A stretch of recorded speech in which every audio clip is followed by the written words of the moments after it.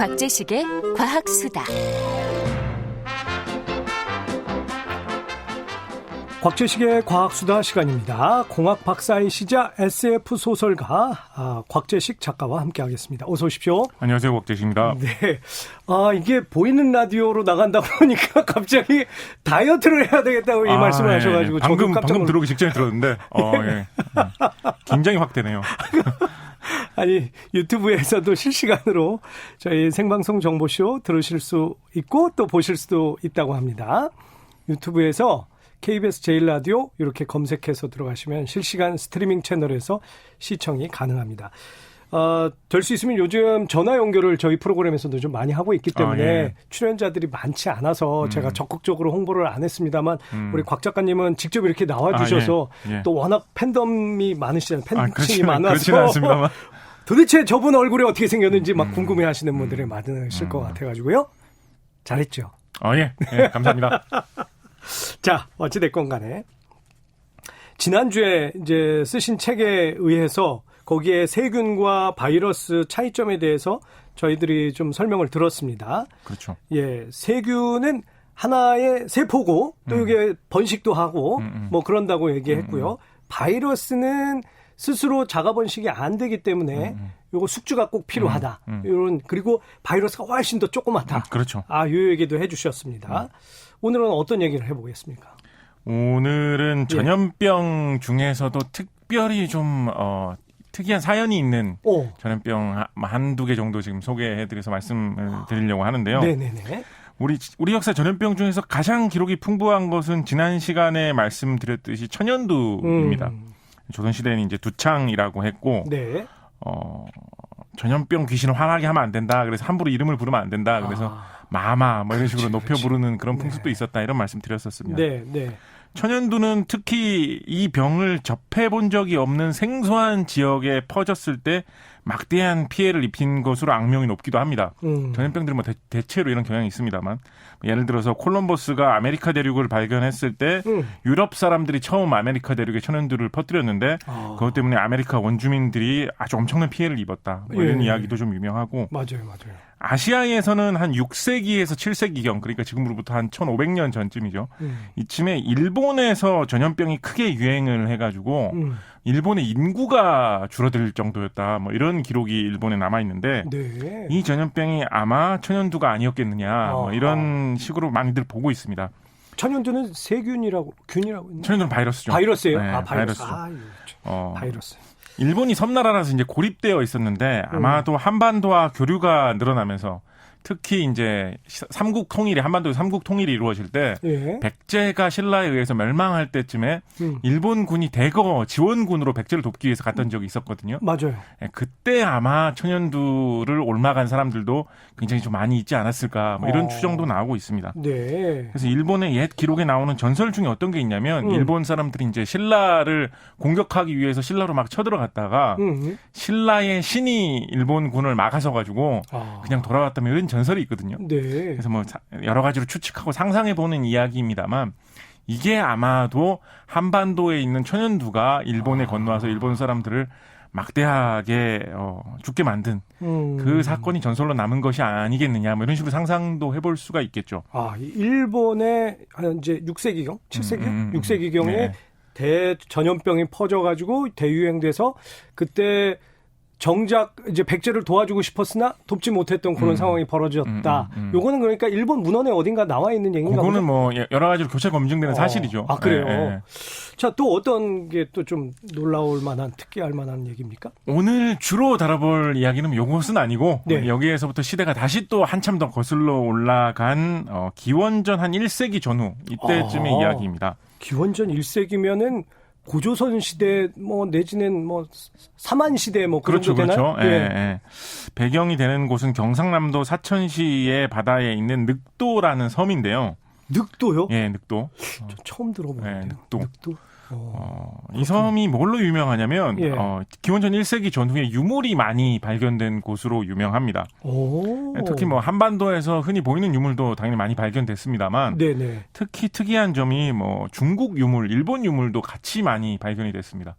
예를 들어서 중국의 진시황이 만들었던 만들어서 유통시켰던 동전이 뭐 거기서 발견이 된다든가 일본 사람들이 사용하던 그릇 토기가 이 사천의 늑도에서 발견이 된다든가 이런 것들이 많이 나왔습니다. 그 장보고에 청해진이 있는 데가 뭐 말하자면 그 근처 어딘가 아니겠습니까? 거기로부터는 거리가 좀 멀죠. 뭐 남해안이라는 점에서는 뭐 비슷합니다만. 아니, 그래도 네. 중국 입장에서 보면 뭐 거기 아니겠습니까? 그렇죠. 그러니까 말하자면 거기가 삼국의 어떤 유통 중심지 뭐 될 법한 곳이죠. 뭐 그런 해상 중심지 뭐 그런가 봐요. 네, 특히 기원전 1세기 전후로는 이곳이 어떤 항구 도시로 발달했던 것이 아닌가라고 추측을 할 만큼 굉장히 많은 유물이 나왔습니다. 그래요?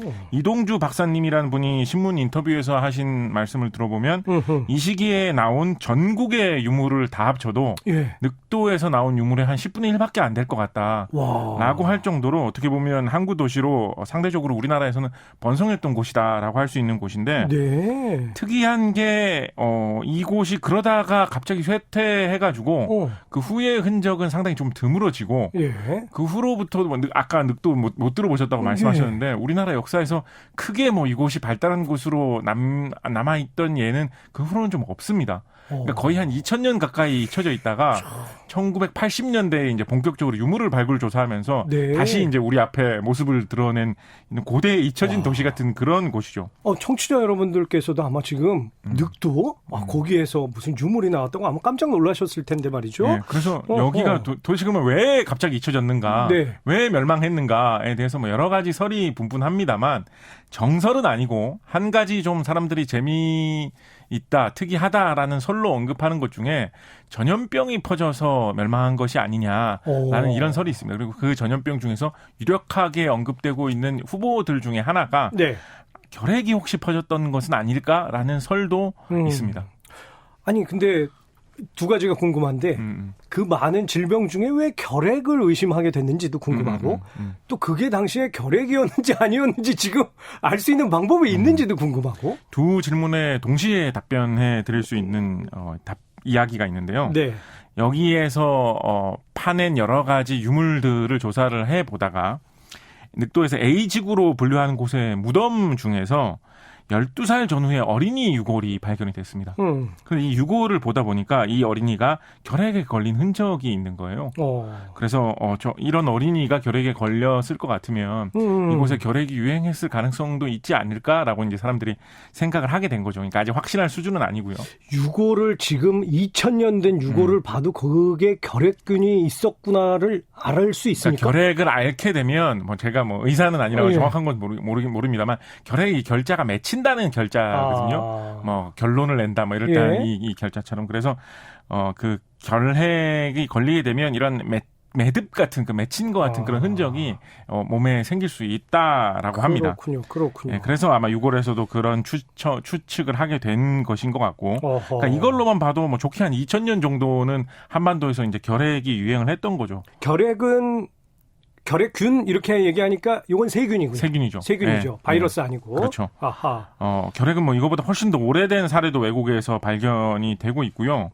결핵균은 이런 식으로 세계 각지에 아직까지도 널리 퍼져 있습니다. 옛날부터 굉장히 좀 유행했던 병이고. 그래서 우리 뭐 옛날 문학 작품에 나오는 몸이 쇠약하고 가난으로 생활고에 시달리다가 폐병이 걸려서 기침을 많이 하고 기침 피도 섞여 나오고 이렇게 하면서 뭐 쓰러지는 사람 이야기 이런 것이 많은 경우에 결핵으로 좀 이렇게 추측할 수 있는 경우가 많죠. 그래서 워낙에 많이 퍼져 있어가지고 특히 이게 결핵이라는 병이 굉장히 느리게 활동하는 그런 병이거든요. 결핵균이 이 세균이 굉장히 좀 느리게 움직이는 그런 특성이 있습니다. 그래서 본격적으로 발병을 하지 않을 때는 몸속에 그냥 숨어 있는 채로 몇십 년 동안이라도 있을 수가 있어요. 그래가지고 발병을 안 했을 뿐이지 세계의 모든 사람 중에 한 3분의 1 정도는 결핵균을 몸속에 품고 있지 않겠느냐라는 뭐 그런 식으로 추정을 하고 있기도 하고 남인순 의원실에서 2019년에 발표한 자료를 보면 2018년에 국내의 결핵 신규 확진자가 26,433명. 2018년 한 해 동안 결핵으로 사망한 사람도 한 1,800명 뭐 이 정도가 된다고 하거든요. 그러니까 아직도 결핵이 맹위를 떨치고 있는 병이라고 할 수 있겠습니다. 결핵 백신 우리 태어나서 이제 아이들한테도 넣지 않나요? 그렇죠. 네. 그리고 결핵은 치료약도 나온 지가 꽤 됐습니다. 결핵의 치료약으로 많이 언급되고 있는 중요한 계기가 된다고 할 수 있는 것이 1943년에 발표되었다라고 흔히 말하는 스트랩토마이신이라는 항생제입니다. 마이신이 여기서 이제 출발한 거죠. 우리가 그쵸. 알고 있는 항생제 마이신. 그렇죠. 이게 워낙 이제 유명한 항생제로 사람들 사이에 많이 언급됐기 때문에 지금도 우리나라에서는 마이신 하면 항생제의 대표로 맞아요. 이제 쓰이고 있는데 이 약을 스트랩토마이신이라고 부른 이유는 스트랩토미세스라는 세균에서 뽑아낸 약이기 때문입니다. 이 스트랩토미세스라는 이 세균이 뭐 굉장히 특이한 세균처럼 느껴질 수 있는데 네. 사실 굉장히 흔한 세균 중에 하나입니다. 비가 오거나 아니면 땅에 물을 뿌리거나 하게 되면 그럼 무슨 냄새라고 해야 될까요? 뭐 흙먼지가 젖는 냄새, 시멘트가 젖는 냄새 같은 그 묘한 냄새가 납니다. 네. 어떤 사람들은 흙 냄새라고 해가지고 그걸 좀 이렇게 뭐 그리움의 상징 뭐 이런 식으로 문학 작품에서 언급하는 분들도 있는데 이 냄새가 흙 자체에 있는 어떤 냄새가 아니라 흙 속에 사는 이 스트랩토미세스라는 이 세균이 뿜어내는 지오스민이라는 물질의 냄새입니다. 그러니까 우리가 그 뭐 비가 오면서 그 뭐 흙이 젖는 냄새가 난다. 네. 흙 냄새가 난다라고 할 때 맞는 그 냄새는 사실은 세균 냄새죠. 일종의 세균 냄새죠. 그렇군요. 좀 재밌는 이야기를 조금 더 말씀드리면 사람의 후각이 이 냄새를 맡는데 이상하게 기막히게 좀 발달돼 있는 그런 측면이 있습니다. 아, 그래요? 다른 동물에 비해서? 웬만한 그런 정밀 실험 장치로 측정하는 것보다 사람이 냄새를 맡는 게 오히려 훨씬 더 빠를 정도로 공기 중에 한 5ppm 정도만 있어도 사람들이 대부분은 느낀다고 해요. 시골길에 비 좀 내리면 우리 그런 냄새 다 많이 나잖아요. 맡거든요. 키 소량밖에 없는데도 사람이 그걸 느끼는 거거든요. 그렇구나. 그래서 뭐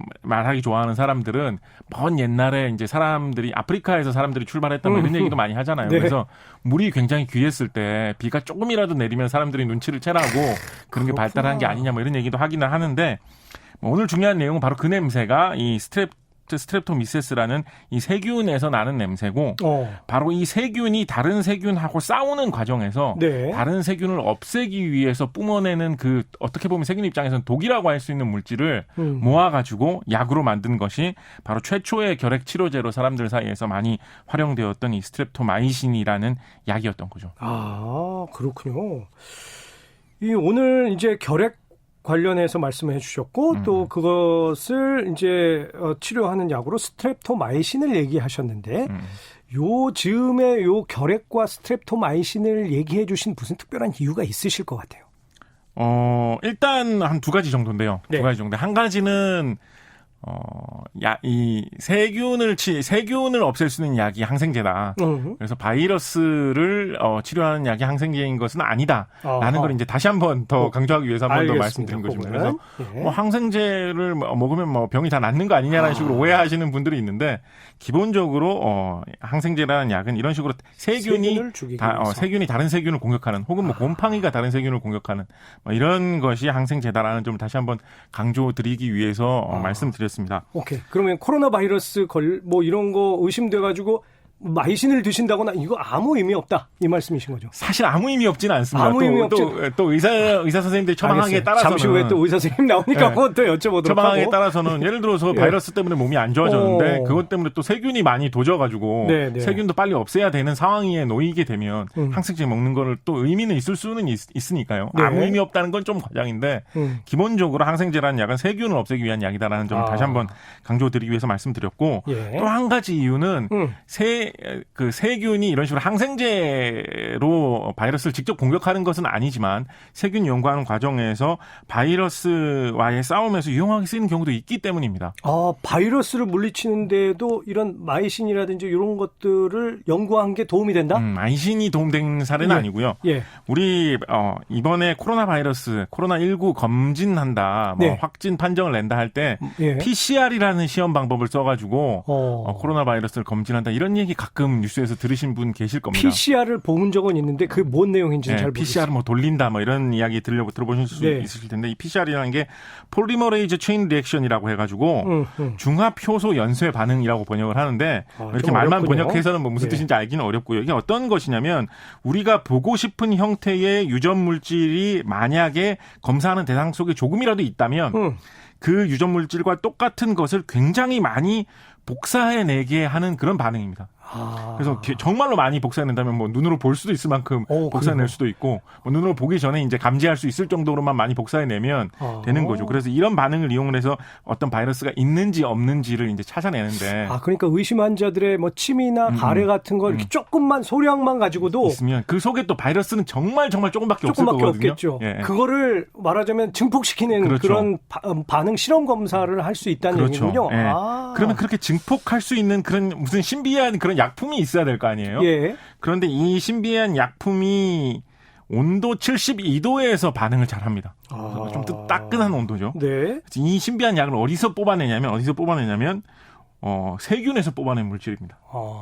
이 세균이 어디서 살겠어요? 72도니까 온천에서 사는 세균에서 뽑아낸 약품을 집어넣으면 이런 특이한 작용을 한다는 사실을 사람들이 개발해낸 거죠. 그래서 온천에 사는 세균이 이 증폭하는데 역할을 한다. 증폭하는데 역할하는 그런 물질을 몸속에서 품고 있었던 거죠. 있다. 그걸 이제 뽑아내가지고 우리가 바이러스 진단하는데 활용을 하고 있는 거죠. 그렇군요. 그래서 이제 신기한 점이 뭐냐면 한 두 가지 정도 이제 어떤 도약이 있는데 이런 걸 개발할 때까지 일단은 온천에 사는 세균을 연구하는 사람이 온천에 사는 세균이 이런 특이한 물질이 있구나라는 걸 누가 알아내야 됩니다. 네. 그리고 또 한 가지는 이렇게 똑같은 유전 물질을 막 복사해내는 이런 기술이 개발돼 있을 때 그러면 이거를 유전 물질을 그냥 복사해내서 뭐 재밌게 가지고 노는데 쓸 것이 아니라 바이러스가 있냐 없냐 진단하는데도 쓸 수 있지 않을까라는 생각을 갖고 또 이 물질을 활용할 생각을 해야 됩니다.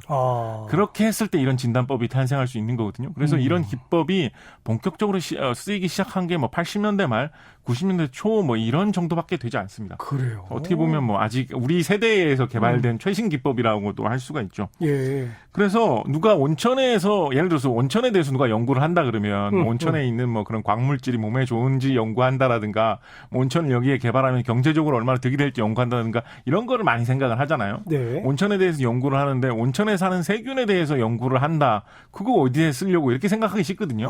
그런데 사실은 어떤 사람이 온천에 사는 세균에 대해서 연구를 한다는 좀 쓸데없어 보이는 연구를 하다가 결국은 전 인류가 바이러스와 싸울 수 있는 굉장히 중요한 무기를 갖게 된 거죠.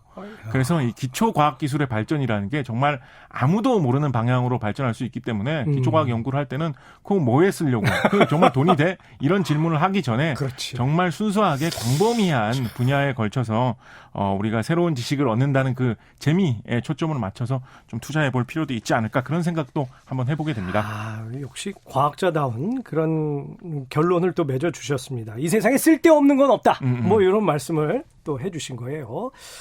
자, 공학 박사 곽재식 작가와 말씀 나눴습니다. 여기 지금 보이는 라디오를 누가 보시고서 517번 쓰시는 분이 곽재식 작가님 호빵맨 닮았어요. 이 얘기 해주셨습니다.